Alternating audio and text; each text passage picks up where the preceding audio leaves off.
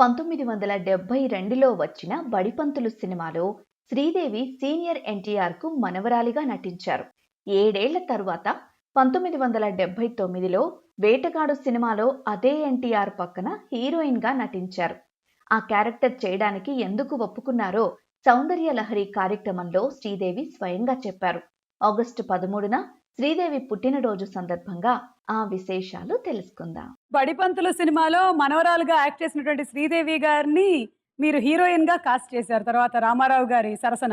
అప్పుడు మీకు ఆ ఆలోచన ఎలా వచ్చింది సార్? శ్రీదేవి అప్పటికే 16 వయసు తీసే కదా. కానీ ఈ ఇమేజ్ ఒకటి ఉంటుంది కదా మనవరాలు అది చాలా పెద్ద గొడవ జరిగింది. ముందు అసలు శ్రీదేవి అని అడుగు, అసలు తన ఎందుకు ఎలా ఒప్పుకుందో అని షాక్ అయిపోయాను, అసలు నమ్మలేకపోయాను. యాక్చువల్ గా రాము, నువ్వు కూడా ఒకసారి నీ జర్నీలో అంత కాంప్లికేషన్ వచ్చినది. ప్రొడ్యూసర్స్ ఏమో అగైన్స్ట్ అంటే నా మీద అది ఎంతో కదా. రామారావు దగ్గరికి వెళ్ళి ఎవరు చెప్తారు? మీరు చెప్తున్నారండి, కొంపలు అంటూ పోతే జనం ఎట్ట ఒప్పుకుంటారు? మనవరాలుగా వేసిన అమ్మాయిని ఈ పక్కన రామారావు పక్కన హీరో అని వేస్తే జనం ఎట్టా ఒప్పుకుంటారు? అసలు ఆయన దగ్గరికి వెళ్ళి ఎవరు చెప్తారు? కొడతాడు, కర్ర తీసి కొడతాడు అనే ఎవరిలో పాపం సిన్సియర్ నా మీద మంచి లైకింగ్ అన్ని ఉన్నా కూడా అర్జున్ రాజు గారు వాళ్ళ దగ్గరికి చెప్తే నేను ఒకసారి ట్రై చేద్దామండి అని సెట్ లో ఉంటే వెళ్ళాను. నేను వెళ్తే ఏం బ్రదర్ ఏం ఇలా వచ్చారంటే స్టార్ట్ అయిన తర్వాత చెప్తారు, చెప్పండి పర్వాలేదు వచ్చారు కదా అంటే ఏం లేదండి, ఈ సినిమాలో హీరోయిన్ గురించి డిస్కషన్ వచ్చింది, మీరు ఏమనుకుంటున్నారు? నేను శ్రీదేవి అనుకున్నాను. Okay sir, what is the problem అన్నాడు. లేదంటే మీకు మనవరాలు ఆ అమ్మాయికి 14 ఏళ్ళే అని చెప్తున్నారని. మనకి 14 కదా.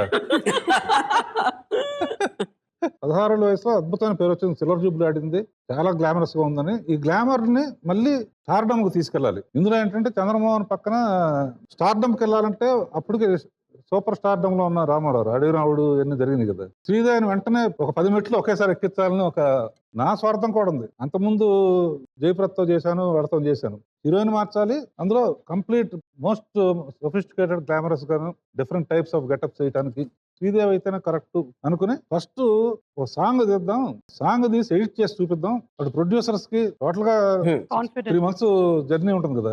ఇప్పుడు శ్రీదేవికి కాన్ఫిడెన్స్ వస్తుంది, అందరికి కాన్ఫిడెన్స్ వస్తుంది, ఏమైనా తప్పులున్నా మనం కరెక్ట్ చేసుకోవచ్చు అని ఫస్ట్ ఒక సాంగ్ తీశాను. ఆ 14 వయసులో లాగే అనిపించలేదు, అంటే ఆ క్రెడిట్ రాఘవేంద్రరావు గారికి చేరుతుంది. అంటే ఆ గెటప్ కానీ, ఆ చీర సెలెక్ట్ చేయటం, తర్వాత హెయిర్ స్టైల్ అన్ని ఎవ్రీ డీటెయిల్ ఐ రిమెంబర్. ఆయన చాలా ఇంట్రెస్ట్ తీసుకొని, ఏమంటే అది ఆయన రెస్పాన్సిబిలిటీ కదా, అందువల్ల మొత్తం ఆయన ఒక్కొక్క గెటప్ ఆ పిక్చర్ లో అన్ని ఆయనే. గోవింద గోవిందలో ఒక పాట ఉందండి, అమ్మ బ్రహ్మదేవుడు కొంప ముంచినారు అని శ్రీదేవి గారు అందం. ఇది ఈ వేటగాడులో ఈ పాట ఇప్పుడు మనం చూసిన పాట. ఆ రోజుల్లో ఈ మనకి రీల్ బై రీల్ చేంజ్ వస్తుంది కదా. ఒక రీల్ అవ్వగానే రెండో రీల్ మళ్ళీ క్యాచ్ చేయడానికి ఒక్కొక్కసారి ఒక 10 seconds గ్యాప్ వస్తుంది. పట్టుకోవడం ఇది వడవర్ టెక్నికల్ ప్రాబ్లం వల్ల అది చాలాసార్లు వచ్చేది ఆ రోజుల్లో థియేటర్స్ లో. మీరా థియేటర్లో చూస్తున్నప్పుడు ఈ వేటగాడు ఈ సాంగ్ అయిపోయిందండి, హక్కుచాడి పెందెడిసే పాట అవ్వగానే మొత్తం ఫుల్ థియేటర్ ఒక 10 seconds గ్యాప్ వచ్చింది. ఆ టోటల్ సైలెన్స్ లో ఆడియన్స్ లోంచి ఒక్కడు ఈ పుట్టించినోడు కాళ్ళకి నా దండం అన్నాడు. అది మొత్తం థియేటర్ క్లాస్ కొట్టాడు. నేను సీతారాం శాస్త్రి గారికి చెప్పాను గోవింద గోవింద అప్పుడు పాట సిచ్యువేషన్ ఏంటంటే, ఆడు ఎవడైతే అరిసాడో సార్ వాడి ఎమోషన్ కావాలి నాకు పాటలు. దట్ ఈస్ వెన్ ఈ కేమ్ అప్ విత్ దట్, అమ్మ బ్రహ్మదేవుడు కొంప ముంచి నవ్వురు. సో ఈ వేటగాళ్ళు ఈ పాట రాకపోతే, మీరు ఇలా తీయకపోతే, ఆడలా అరవకపోతే, నేను ఐడియా ఇవ్వకపోతే శాస్త్రి గారు ఆ పాట రాసేవారు కదా. So everything is a chain link అని దేనికంటే ఎప్పుడు రాదు.